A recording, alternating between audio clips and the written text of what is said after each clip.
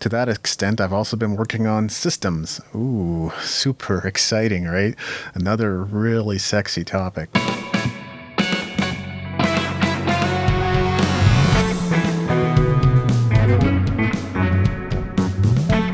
You're listening to the New Music Industry with David Andrew Wiebe.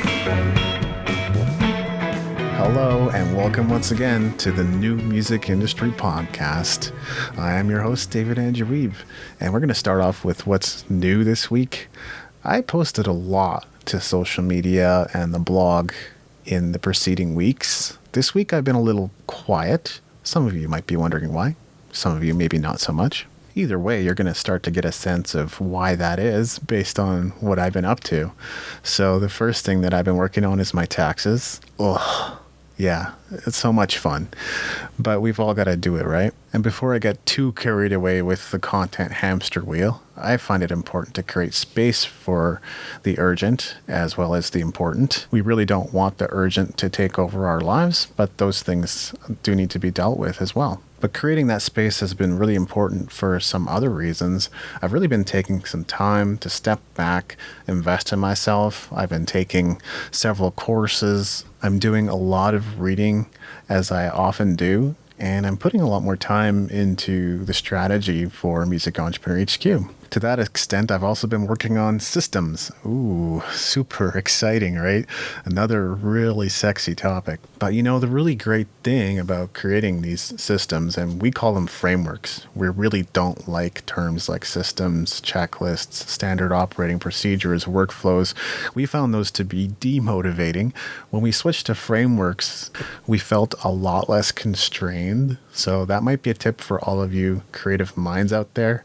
If you're more logically minded, then you're probably not going to have any issues with systems. But I'm very operationally minded because I know how important that is. And even I struggled with this for a very long time. So making that switch over to frameworks has helped me a lot.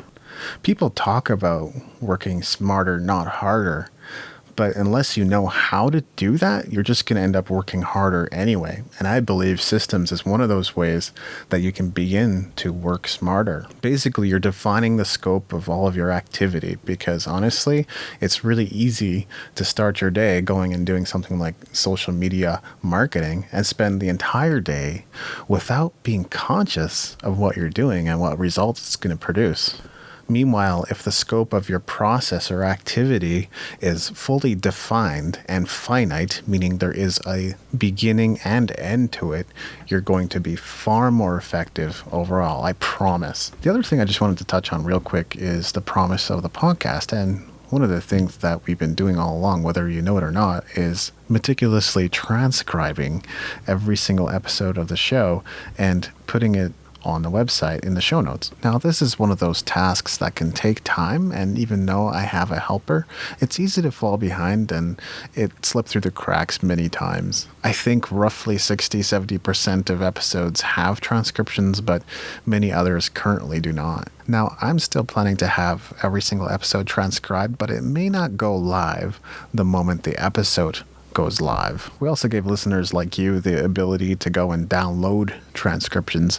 I think in the meantime, one of the things that I'm going to be doing is just creating a PDF for the show notes and making that available for download instead. I'm still going to do my best to make sure it's value adding and something that you'll actually want. But that's one of the changes I'm making for now, and also one of the ways I'm creating more space for myself to work on the things that are really going to make a difference in my business. But it doesn't matter what capacity you're utilizing the podcast, whether you're reading the transcriptions, listening to the audio, or watching the video. We just want you to know that we really appreciate you. So that's what's been happening in my world. I would love to hear what's been happening in your world, and I will share contact details with you a little later in the show. And with that, I'd like to get to today's topic. And I guess you could say this is kind of long overdue because we're almost up to episode 200. And when I started this podcast, I basically thought of it as an extension or continuation of my last music business podcast, which went through several name changes. Let's not go over that again. So even though there's kind of been a break in the middle, for me, in many ways, this is kind of just doing the same thing with a little more structure around it. Obviously, I applied whatever lessons I learned during the creation of my previous podcast and brought those into this one, which is why it's done better overall. So what I wanted to do in this episode is introduce myself. Although you could think of this as a reintroduction, it's really more of a first-time formal introduction to yours truly, because I haven't really created an episode strictly around myself, who I am, what I'm passionate about, and that kind of thing. Now, there's no doubt I've shared a lot about myself on the podcast over the years, but I'm not assuming everybody can piece it all together or know exactly where I'm coming from. So yeah, you could say this is kind of a crucial episode. Now, the other thing about this is it was really easy to overthink the process because I wanted to share a little bit about myself without sharing too much. I wanted to share the highlights of my story such that I wouldn't bore you in the process. And let's be honest, even though it's kind of self-indulgent, I just wanted to build up my credibility a little bit. But that's what others do for me and have done for me, and I've gotten a lot of great reviews and testimonials and quotes to this point. So I really didn't want to overindulge in that sense. And so what I decided to do, I decided to take a portion of my About page on my artist/personal website at davidandrewwiebe.com and read that. It's not going to give you a full picture of who I am or what I've done. I'm not sure I could even sum that all up in a 1 hour episode even, but it's still going to give you a sense of my childhood, my interests, my personality, and a lot of the key things that define or have come to define my identity. So let's get into it. These are the 3 things I love most. I love creating. From the moment I was born, I was engaged in drawing, painting, and crafting. Because I grew up in Japan, I ended up writing and illustrating my own manga, also known as graphic novels, drawing mazes, and conceptualizing video game ideas. This went on for the first 14 years or so of my life. When I turned 14, I started writing songs. I don't know why. Maybe it had something to do with my dad passing away. I needed a way to express my angst and resolve pain. I filled binders with lyrics instead of engaging in schoolwork, but I also took as many art classes as school allowed. At 15, I would perform a rap in front of an audience for the first time, which introduced me to the thrill of live performance. At 17, I picked up the guitar, and I would spend the next 10 years of my life trying to make it in music. I played in many bands and even released some work as a solo artist. During that time, I also honed my skills as a graphic and web designer, blogger, podcaster, and YouTuber. At 27, my focus started shifting to business, and I ended up joining 2 network marketing companies. Ultimately, I didn't achieve much in those companies, though I learned a lot about entrepreneurship and business.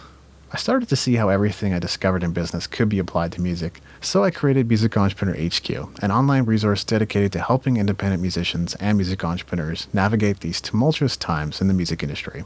This is my main focus right now. Around that time, I also invested in a music industry startup and worked for them as a digital marketer on a contract basis. I started learning everything I possibly could about digital marketing, including blogging, podcasting, social media, email marketing, PR, SEO, analytics, and more. Shortly before turning 29, the startup no longer required my services and let me go. But after taking a bit of a break, I started focusing on my own projects. I've shared elsewhere about the many niche sites I started around that time, as I knew I wanted to be in business. To make ends meet, I also started ghostwriting and working on my first book. Through my many experiences in digital marketing, my passion for writing became rather apparent, which explains why I've written so many blog posts, articles, and books since. And this is where my passion still lies. Today, I still create a bit of everything, whether it's artwork, music, articles, books, podcasts, videos, courses, or otherwise. I'm looking to get everything I possibly can out of writing and podcasting. And the truth of the matter is, after talking to Cheryl Engelhardt in the last episode, I am looking for a way to deeply integrate music into my life again. I never fully left or departed music, it's just that I would like to create more. I also love learning. It sounds crazy, but I got hooked on books because of video games, specifically my love of SimCity and SimCity 2000. Wanted to learn everything I possibly could about those games, so I would purchase guidebooks and devour them. In ensuing years, I got into fishing, so then I started reading books about fishing to increase my chances of catching fish on my outings. That's how I've processed information ever since. If I wanted to learn about personal development or comedy, I bought books. If I wanted to learn about marketing or business, I bought books. I've been a voracious consumer of podcasts as well, and became a podcaster myself. I've been podcasting for over 10 years now. I still love learning and study on a wide variety of subjects. I love adventure. I recently became a digital nomad so that I could begin traveling and seeing more of the world. After over 20 years in Calgary, Alberta, Canada, I moved to Abbotsford, British Columbia, Canada in October 2019 and even became an official BC resident. I'm not planning to have a permanent address for a while, but when I do, it will likely be in Vancouver, BC, Canada. In the coming months and years, I plan to explore various parts of Europe, Asia, Australia, New Zealand, North America, and South America. I love going for walks in strange cities, trying new foods, meeting people, learning about different cultures, speaking and performing in public, and more. Like anyone else, I have a shy and introverted side too, and when I'm working, I prefer to work in solitude for long, uninterrupted stretches of time. So there you go, the 3 things I love most and the trajectory it has taken my life on. I hope that gave you a better sense of who I am, and I hope you found some things that you could personally relate to in that story. We're going to move on now to news and updates, although I don't have a whole lot to add here. Things are going well with my latest book, The Music Entrepreneur Code, so if you haven't heard about it or checked it out yet, would love for you to do so. Kindle and paperback editions are available on Amazon, and the specially designed PDF version, which I happen to like, it comes with 2 bonuses too, is available on musicentrepreneur.hq.com. It's time for listener comments, and we had a 5-star review from Jazz Fan Forever, who says, "Big fan of David's show and all the great content he comes out with for music entrepreneurs. So much wisdom from him and his guests. Keep it up." As always, thank you for the reviews. We look forward to hearing from you as well. Let's keep those ratings and reviews coming. The best place to leave them is on iTunes. If you have any comments or questions about this episode, the best way to get in touch with me is on Twitter. And my username is at David A. Wiebe, DavidAwiebe. Well, as you know, there are many aspects to building a successful music career and being a music entrepreneur. One of the things I touched on earlier is systems. Now, if this is something you struggle with or don't know where to get started, you're definitely not alone. And the good news is I can help you get up and running fast. I really want you to have this free report because I know it can make a big difference for you. Go to musicentrepreneur.hq.com/free-report. It's all yours. I made it for you. It'll help you solve many of your challenges in your music career, not just systems, but I wanted to make sure that you got a copy. This is David Andrew Wiebe, and I look forward to seeing you on the stages of the world.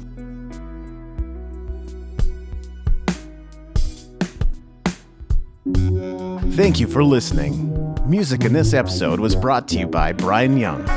Wherever you're listening to this right now, please consider leaving a 5-star review and comment to help us get the word out about the podcast.